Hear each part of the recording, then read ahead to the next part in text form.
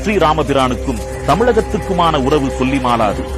108 திவ்ய தேசங்களில் முதன்மை திவ்ய தேசம் தமிழகத்தில் உள்ள ஸ்ரீரங்கம் ரங்கநாதர் திருக்கோயில். இந்த ஸ்ரீரங்கநாதர் சூரிய குல தோன்றல் பகவான் ஸ்ரீராமரின் குலதெய்வம். ஸ்ரீரங்கம் திருக்கோவிலில் உள்ள பிரணவாக்கிருதி விமானம் பகவான் ஸ்ரீராமரால் அயோத்தியில் வைத்து பூஜிக்கப்பட்டது. அயோத்தியில் நடைபெற்ற ராமபிரானின் பட்டாபிஷேகத்திற்கு வந்த விபீஷ்ணருக்கு பிரணவாக்கிருதி விமானத்தை பரிசாக கொடுத்தார் பகவான் ஸ்ரீராமர். பிரணவாக்கிருதி விமானத்தை இலங்கைக்கு கொண்டு செல்லும் போது விநாயகரின் திருவிளையாடலால் ஸ்ரீரங்கத்திலேயே பிரணவாக்கிருதி விமானம் தங்கிவிட்டது.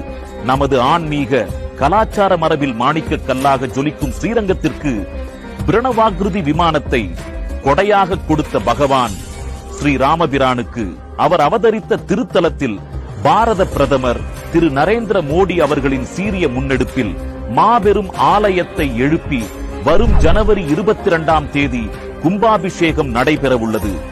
அன்றைய தினம் நமது பிரதமரின் வேண்டுகோளை ஏற்று நம் இல்லங்களில் அகல் விளக்கு ஏற்றி ஸ்ரீராமபிரானை வழிபடுவோம்.